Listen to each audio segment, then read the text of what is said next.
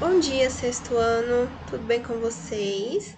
Nós estamos encerrando aí a semana e hoje nós vamos fazer a correção de algumas atividades do livro de gramática, atividades do capítulo 2. Esse capítulo foi trabalhado antes mesmo de fazermos a avaliação, a revisão.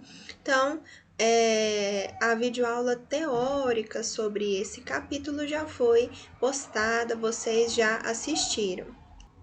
Essa semana eu pedi para vocês fazerem as atividades aí do final do capítulo 2, páginas 39 a 48. São questões aí sobre o capítulo 2, sobre a teoria, sobre o que foi visto, né? E qual é o tema aí desse capítulo 2? A nossa língua, né? O português brasileiro. Nós vimos aí a origem, vimos aí também o que é gíria, o que é jargão, enfim, foram vários temas, vários conteúdos aí abordados neste segundo capítulo do livro de gramática. Agora nós vamos fazer a correção dessas atividades para passarmos adiante, irmos para o terceiro capítulo do nosso livro de gramática. Vamos lá, abram o livro de vocês aí, páginas 39 a 48 e vamos fazer a correção. Se você ainda não enviou essa atividade, tire foto e mande, tá bom? Antes de fazer a correção. Primeira questão, leia a tirinha abaixo. Garçom, por obséquio, subrepticiamente sentiu uma carência etílica. Tem isso não, doutor, mas tem cerveja. Nessa tirinha, o humor é despertado devido à inadequação entre o modo de falar de um dos personagens e a situação comunicativa. Pensando nisso, responda. Está falando aqui o seguinte, que essa tirinha há um personagem aí que está falando de maneira inadequada, de acordo aí com a situação. Agora vamos para a letra A. Analisando o contexto, você poderia dizer qual deles se expressou de maneira inadequada? Foi o cliente que utilizou ali uma linguagem extremamente culta e com palavras que nem são utilizadas mais, né? Raramente ouvimos. Ou foi o garçom que disse ali com uma linguagem bem coloquial, né? Doutor, cerveja. Qual deles você acha que está aí equivocado, está falando de maneira inadequada, levando em consideração o contexto? O cliente, né? O cliente se expressou de maneira inadequada.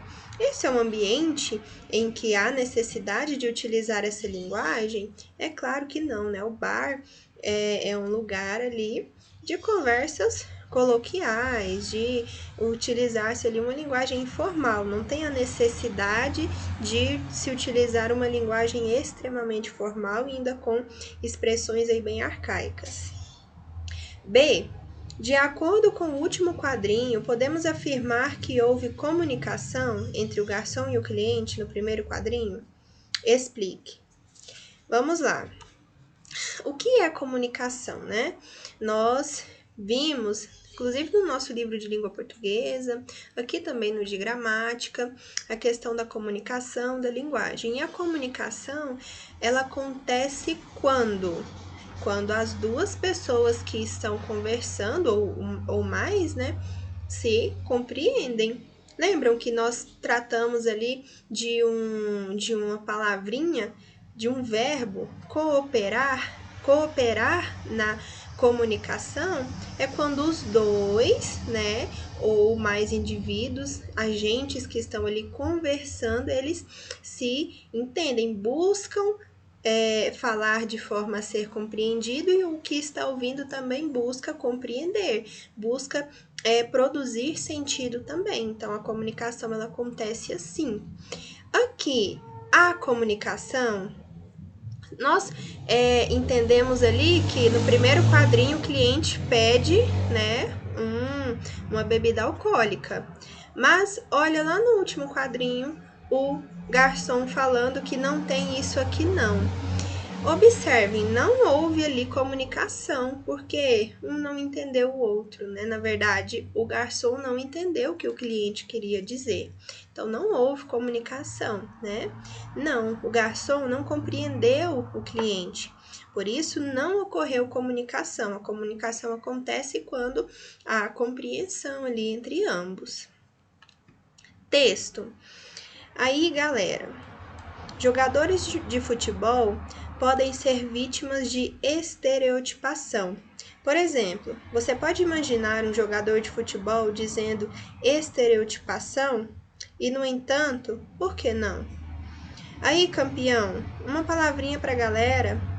Minha saudação aos aficionados do clube e aos demais esportistas aqui presentes ou no recesso dos seus lares. Como é? Aí, galera, quais são as instruções do técnico? Nosso treinador vaticinou que, com um trabalho de contenção coordenada, com energia otimizada na zona de preparação, aumentam as probabilidades de, recuperado o esférico, concatenarmos um contragolpe agudo com parcimônia de meios e extrema objetividade, valendo-nos da desestruturação momentânea do sistema oposto, surpreendido pela reversão inesperada do fluxo da ação. É para dividir no meio e ir para cima para pegar eles sem calça. Aí nós temos um texto de Luiz Fernando Veríssimo. Pessoal, nós temos ali, de forma bem marcante aí nesse texto e de forma bem contrastada, a questão da linguagem verbal, a linguagem formal, né, e a linguagem informal, ambas verbais, né? Aqui há uma estereotipação. O que é um estereótipo? É quando nós temos aí uma imagem formada de alguém, por exemplo, um jogador de futebol.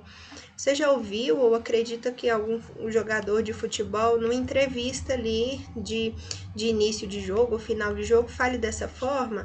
Nosso treinador vaticinou que com trabalho de contenção coordenada, tal. Não, né? A linguagem é qual? Essa segunda fala aqui quando ele vai explicar, né? É para dividir no meio e ir para cima para pegar ele sem calça. Então, aqui nós temos aí a estereotipação do jogador de futebol, né? Nós temos essa estereotipação. 2. O texto retrata duas situações relacionadas que fogem à expectativa do público. Quais são essas situações? Vamos lá. A linguagem muito formal do jogador, inadequada situação da entrevista e um jogador que fala com desenvoltura de modo muito rebuscado. É o que nós mencionamos aqui, né? Um jogador de futebol falaria dessa forma e dessa maneira tão rebuscada? Não, né? Até porque a situação comunicativa ali, né, a situação do jogo de futebol não pede esse tipo de linguagem. 3. O texto mostra uma situação em que a linguagem usada é inadequada ao contexto. E o que é o contexto, gente? A situação comunicativa. Considerando as diferenças entre língua oral e língua escrita, assinale a opção que representa também uma inadequação da linguagem usada ao contexto. Então, vamos analisar aí cada letra. A. O carro bateu e capotou, mas não deu para ver direito. Nós já vimos aí que a linguagem é informal, coloquial, né? Está voltada aí para a linguagem oral, a língua oral. Um pedestre que assistiu ao acidente comenta com o outro que vai passando. É uma situação que exige formalidade? Não. B. E aí, ô meu, como vai essa força? Um jovem que fala para um amigo. Há necessidade de uma linguagem formal ali, um jovem falando com os amigos, conversando. Não há necessidade. E a linguagem dele é bem coloquial, próxima da oralidade, né? E aí, ô meu? C. Só um instante, por favor. Eu gostaria de fazer uma observação. Alguém comenta em uma reunião de trabalho. Olha, agora uma reunião de trabalho já é uma situação que exige formalidade. E a fala ali foi formal? Só um instante, por favor. Eu gostaria de fazer uma observação. Claramente. Então, está de acordo aí a situação e a fala. D. Venho manifestar meu interesse em candidatar-me ao cargo de secretária executiva desta conceituada empresa. Linguagem formal também. Alguém que escreve uma carta candidatando-se a um emprego. A situação exige formalidade? Claro, com certeza. Então está coerente aí a fala e a situação, o contexto. Letra E. Porque se a gente não resolve as coisas como tem que ser, a gente corre o risco de termos, num futuro próximo, muito pouca comida nos lares brasileiros. Vixe, aí está bem próximo da oralidade, né? E da linguagem bem informal, tem alguns equívocos aí de concordância, utilização do agente, né? Um professor universitário em um congresso internacional. Peraí, essa situação ela exige formalidade, um professor universitário em um congresso nacional. Então, estão discrepantes aí, né? É a letra E que apresenta aqui uma fala inadequada à situação. 4. Agora leia esta tira.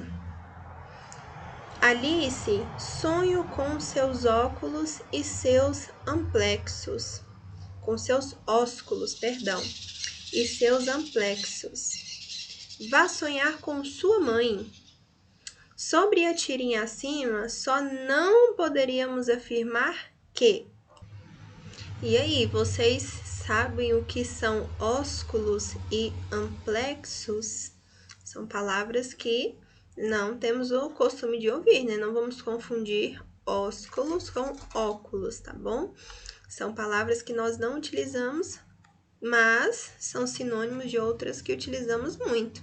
Quando ele diz ali, sonho com seus ósculos, sonho com seus beijos e seus amplexos, seus abraços. São palavras sinônimas aí de beijos e abraços, respectivamente.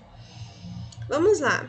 A. O menino se expressou de maneira inadequada à situação.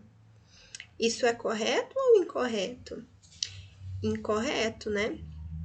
Aliás, é correto porque é incorreta a forma como ele se comunicou. Né? Ele estava ali conversando com a sua colega, né? Com a sua pretendente ali. E ele utilizou palavras ali para impressioná-la, né? Só porque ela não compreendeu. Então, não houve comunicação. Então, a forma como ele disse, como ele falou ali foi bem inadequada. B. A menina não entendeu o menino, por isso agrediu verbalmente? Será que ela não compreendeu? Claro, olha os pontinhos de interrogação aqui, ó. Ela, opa, que é isso, né? Então, ela não entendeu, achou que ele, inclusive, estava falando algo bem ruim para ela e o agrediu verbalmente. C. O efeito de humor é resultado do mau emprego de algumas palavras no primeiro quadrinho? Com certeza. E o emprego de quais palavras e por quem? Ósculos e amplexos pelo Serafim. D. No segundo quadrinho, a reação da menina é justificada, pois julgou que o menino a insultou. No segundo quadrinho ali, ela não entendeu nada. Ainda ficou assustada, né? Ela achou que ele tinha insultado ela. Então, a letra D também aqui está correta. E letra E, a tirinha representa um ato comunicativo em que houve preconceito linguístico. Há preconceito linguístico aí nessa tirinha, o julgamento aí de alguma variação ou do falante, do usuário ali de determinada variante? Não. Apenas não aconteceu a comunicação, a compreensão da menina, né, do que o menino disse, do que o Serafim disse. A Alice e o Serafim aí. Então, a letra E é incorreta, né? Nós não podemos afirmar que nessa tirinha aí há preconceito linguístico, tá bom? O que aconteceu aí foi preconceito linguístico. Vamos para mais um texto? Eu tive de me segurar para não rir quando Eulália disse aquelas coisas na mesa, comenta Silvia. Que coisas? Quer saber Vera. Ela disse os problema, os fósforo, moio inglês, lembrou Emília. E a mais engraçada foi percurar os homens, confirma Silvia rindo. Irene fica séria por alguns instantes. De repente, vira-se para as duas moças e diz: No mundo não me sei paredia, mentre me for como me vai, cá já moirou por vós. E aí, entenderam? Quase dá para entender, afinal é espanhol, disse Silvia. Não, senhora, corrige Irene, é português. Português? Espanta-se Emília.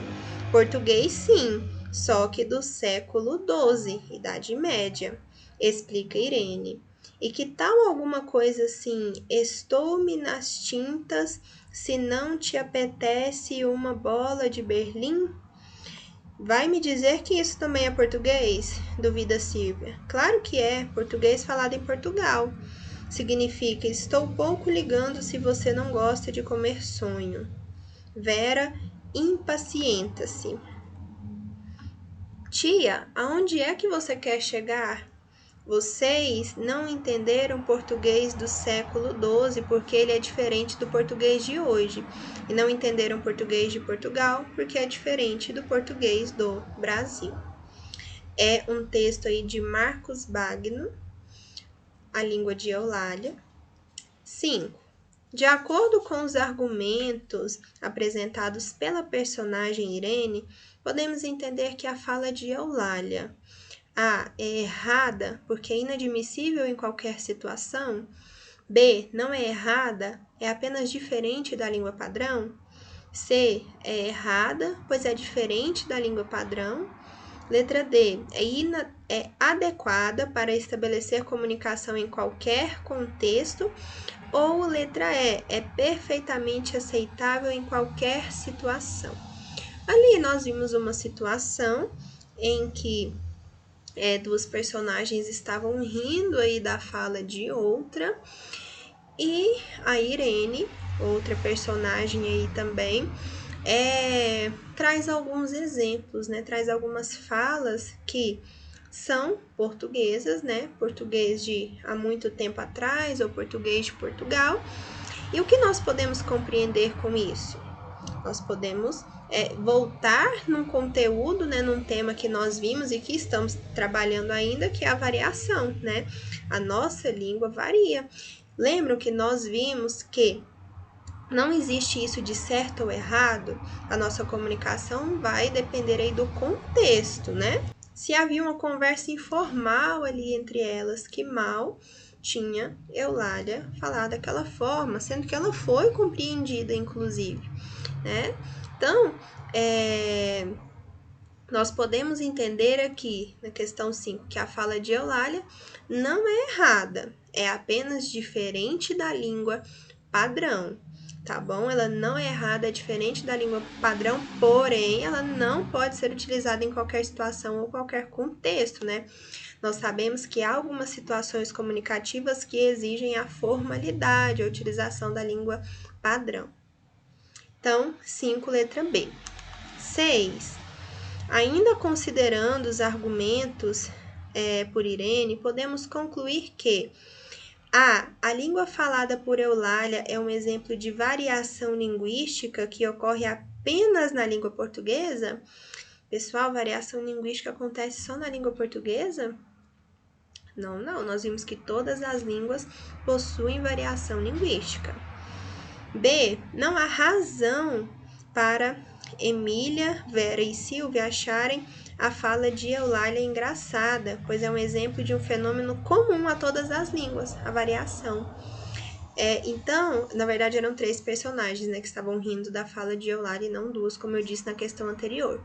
Mas, enfim, essas 3 personagens não tinham motivo aí para rir da fala da outra personagem. De quê? De cometer preconceito linguístico, porque a variação, ela acontece em todas as línguas, é normal, é natural. Ou então a letra B aqui é a correta. Vamos ler as demais. A fala de Eulália deve ser discriminada, pois errada de forma alguma, gente. Discriminação não é correto, não é o certo. Preconceito linguístico é algo desprezível, né? Letra D. Eulália fala errado porque não aproveitou o que aprendeu na escola. Será que Eulália teve oportunidade aí de frequentar a escola? E ela fala errado. Olha que fala preconceituosa, falar errado. Nessa questão aí nós podemos descartar. Começando a ler aqui, quando diz fala errado, nós já descartamos. Letra E. A explicação de Irene não tem sentido, pois devemos nos expressar sempre de acordo com a gramática normativa.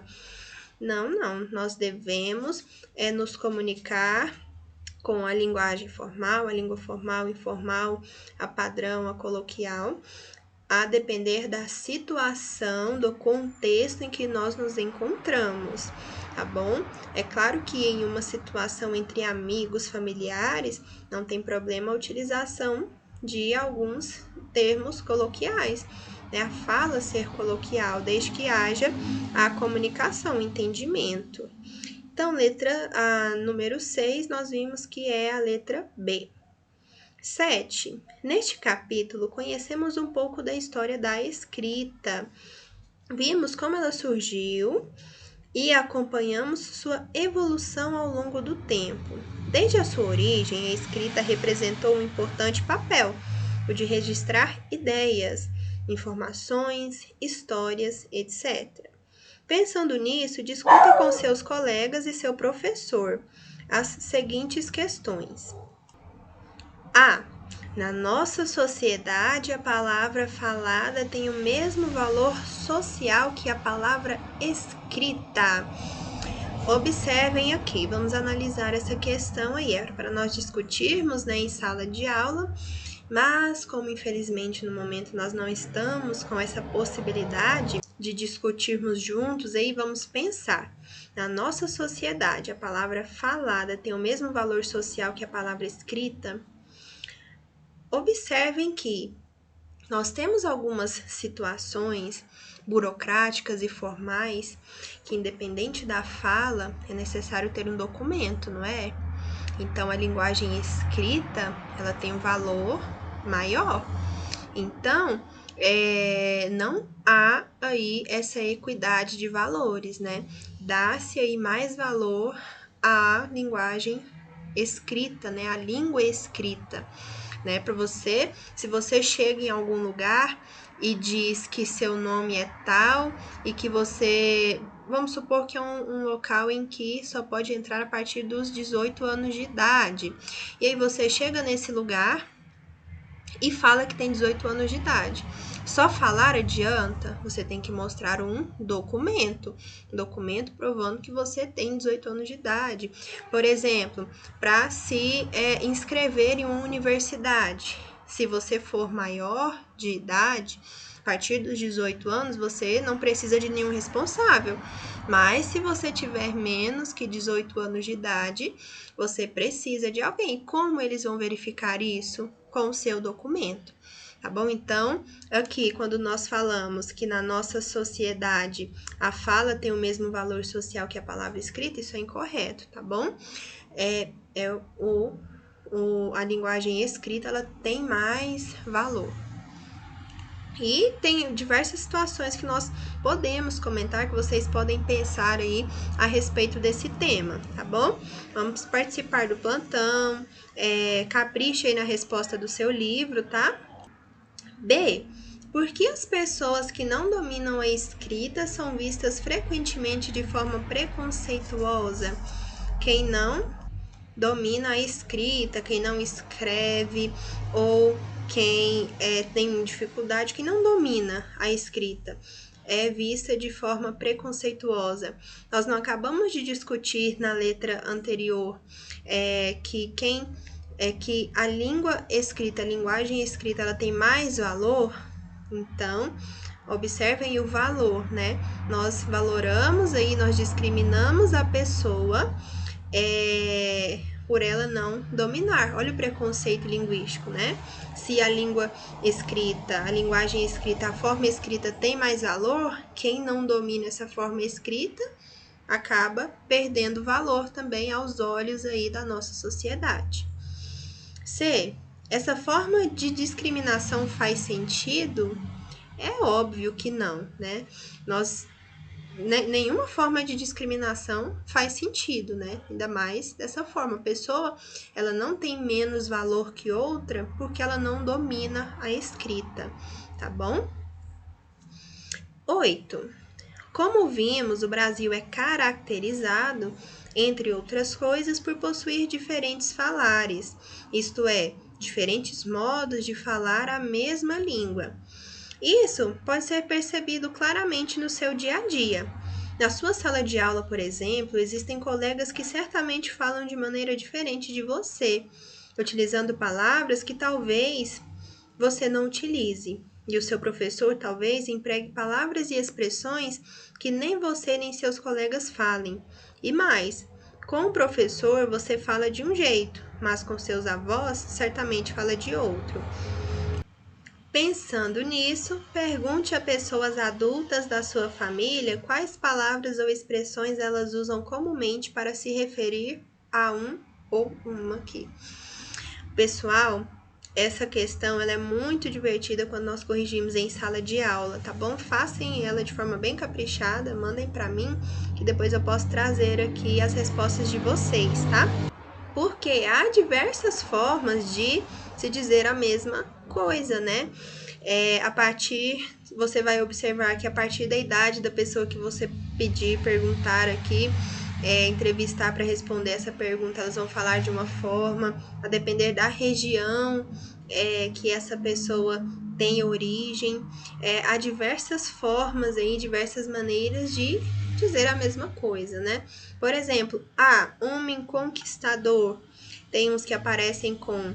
É uma maneira pejorativa, né? Que a nossa sociedade tem mais chamá-lo de galinha, ou de galante. Galante já não é pejorativo, né? Mas aqui vocês podem trazer aí as expressões da linguagem tanto formal quanto informal, tá bom? Mas são maneiras aí de se referir a homem conquistador. Agora, pessoa insegura demais. Seria uma pessoa desconfiada. Qual outro termo aí que você já ouviu ou que os pais de vocês falam, os responsáveis com quem vocês convivem? C. Mulher namoradora, paquera. Que mais, gente? Hoje em dia se usa muito a expressão crush, né? Isso daí já é mais na era aí de vocês, né? Enfim, o que vocês lembrarem aí ou perguntarem para para as pessoas próximas aí, vocês coloquem. Homem namorador, seria um crush também. Letra E, pessoa estudiosa, nerd, CDF, né? São expressões que eram utilizadas aí, né? Ou esforçado, inteligente, enfim, diversas maneiras aí de se falar. Pessoa avarenta, é murrinha, pessoa murrinha, né? Uma forma aí de dizer. Mulher bonita, mulherão, belíssima, enfim, homem bonito, talvez um galã, partidão, enfim, situação difícil. Situação difícil, hoje em dia nós utilizamos muito rolo, né? Nossa, aquela situação tá enrolada, complicada. Roupa esquisita, trabalho muito cansativo, Enfim, vocês são respostas pessoais, vocês vão pensar aí, pesquisar, ver com os conhecidos de vocês e vão preencher essa questão e não deixem de mandar para mim, tá bom? 9. Como vimos, a língua acompanha as mudanças pelas quais passa a sociedade. Por exemplo, não faz muitos anos, o nosso país passou por um momento em que foi governado pelos militares, conhecido historicamente como ditadura militar, de 1964 a 1985. Aquele período representou inúmeras transformações na sociedade brasileira, desencadeando inclusive mudanças socioculturais. Pensando nisso, faço uma pesquisa para identificar palavras e expressões que eram comuns naquela época e que hoje praticamente não são usadas. Se for necessário, entreviste algum adulto que vivenciou essa época. Então, pessoal, aqui vocês vão pesquisar, vão perguntar aí, talvez vocês conheçam alguém que acabou vivendo essa época, vocês vão trazer aí palavras e expressões, né, que eram comuns na época, mas hoje em dia não são usadas mais, ou quase não são usadas mais, né? Por exemplo, a censura. A censura nós ainda escutamos muito, né? Mas era uma palavra que era muito utilizada na época, né? Enfim, vocês vão pesquisar. Também aqui a resposta pessoal, não trouxe para vocês nada ainda, porque eu quero que vocês pesquisem, sejam aí pesquisadores, tá bom? Para buscar as respostas de vocês, tá bom? E depois também não deixem de mandar a fotinha da resposta para a gente ver a quantidade de palavras aí que vocês vão trazer para contribuir com essa questão. 10. Uma forma interessante de percebermos os preconceitos comuns na sociedade consiste em perguntarmos às pessoas qual é o seu conceito, a opinião, sobre determinados temas. Por exemplo, qual é a sua opinião sobre comida japonesa? Para mim, a comida japonesa é nojenta e ruim. Nunca comi, mas não tenho nem vontade de experimentar peixe cru. Agora, explique com suas palavras por que motivo essa resposta em relação à comida japonesa é preconceituosa. Pessoal, olha o que ela diz. Para mim, a comida japonesa é nojenta e ruim. É o conceito dela, né? Mas por que é um preconceito? Olha o que ela diz. Nunca comi, mas não tenho nem vontade de experimentar. Ela nunca comeu, mas ela julga que é nojenta e ruim. Quando você não come alguma verdura, por exemplo, a mesma coisa, né? Isso é normal acontecer. Nunca comi, mas não gosto, não quero. Isso é preconceito, sabia? Mas, usando aí essa situação, né, para alguns assuntos mais sérios e mais críticos da nossa sociedade, né? O preconceito em si é justamente isso. Olha o nome, preconceito. É um conceito que você cria e acredita sem nem conhecer, sem nem ter conhecimento. Vamos lá, a resposta é pessoal, né? Mas esperamos que os alunos argumentem que a opinião é preconceituosa exatamente porque não tem fundamento. Não há lógica em jamais ter comido comida japonesa e ter o conceito de que ela tem um gosto ruim, né? Não é lógico isso. 11. Como você certamente sabe, o Brasil é o único país da América do Sul cuja língua oficial é o português. Em decorrência da colonização espanhola, nossos vizinhos adotaram o espanhol como idioma oficial.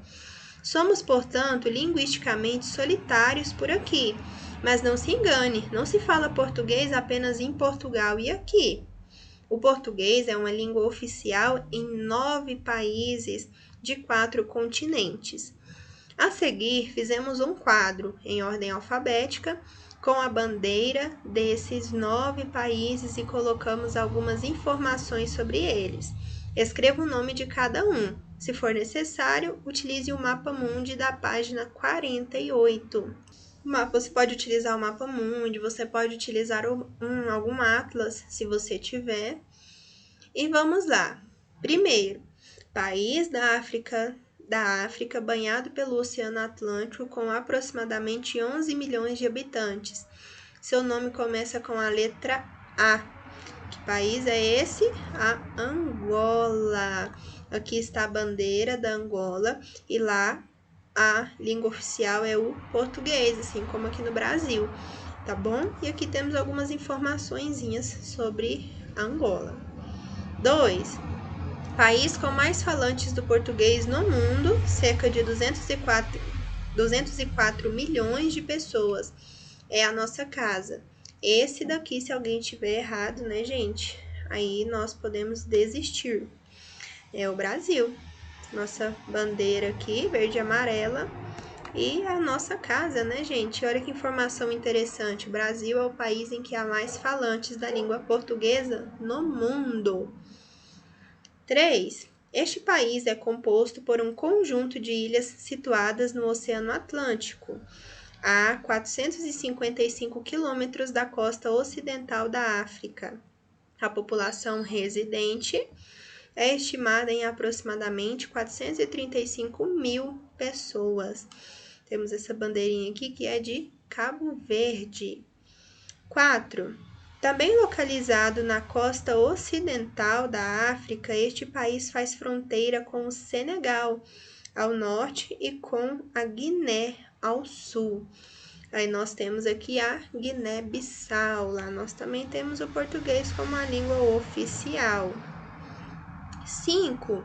Também localizado na costa ocidental da África, este país faz fronteira com Camarões ao norte e com o Gabão ao sul. É a Guiné Equatorial, que nós temos a bandeirinha aí da Guiné Equatorial. 6. Diferentemente dos países 3, 4 e 5, este se localiza na costa oriental do continente africano, sendo banhado, portanto, pelo Oceano Índico. Seu nome começa com a letra M, é o Moçambique. Olha aqui a bandeira do Moçambique. 7. Este é o único país europeu em que se fala a língua portuguesa. País europeu, aí já tem que vir essa resposta, hein? Daqui ela foi levada para outros países, principalmente nos séculos XV e XVI, sendo colonizador dos demais países vistos nesta questão. Quem é a gente? Portugal, claro, que é a bandeira de Portugal. 8. São duas ilhas principais localizadas na costa ocidental da África, no chamado Golfo da Guiné, e uma porção de ilhotas. Essas ilhas estiveram desabitadas até 1470, quando navegadores portugueses as encontraram. É onde, gente, São Tomé e Príncipe. Olha a bandeira aqui de São Tomé e Príncipe. 9. É um dos países mais jovens do mundo, tendo conquistado sua independência da Indonésia em 2002. Localizado no Sudeste Asiático, tem um território menor que o estado do Sergipe. As únicas fronteiras terrestres que o país tem ligam-no à Indonésia. Então, ele é bem pequenininho, né, gente? É o chamado Timor-Leste, tá bom? E aqui nós temos a bandeira do Timor-Leste. Então, vejam só, vamos ver aqui, vamos retomar?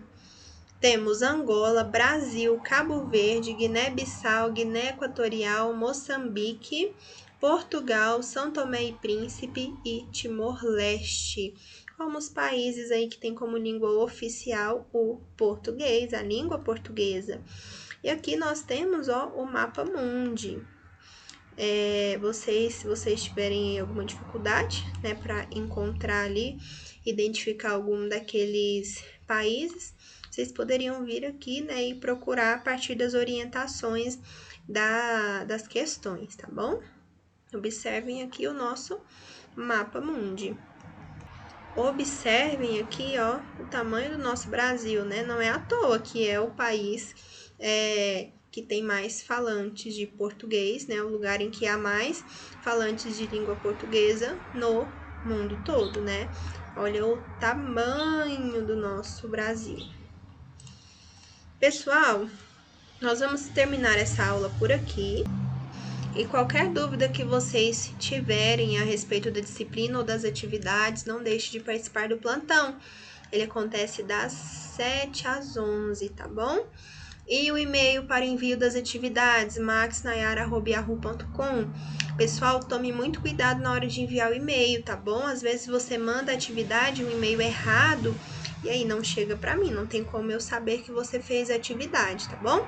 Então preste muita atenção sempre que for mandar o e-mail e temos aí o horário do plantão de dúvidas nos dias em que temos aula, tá bom? Fico sempre disponível para atendê-los. Então até a próxima aula, bons estudos, um ótimo final de semana para vocês e até segunda-feira para aqueles que vão para a escola. Até lá. Os demais, até a nossa próxima videoaula.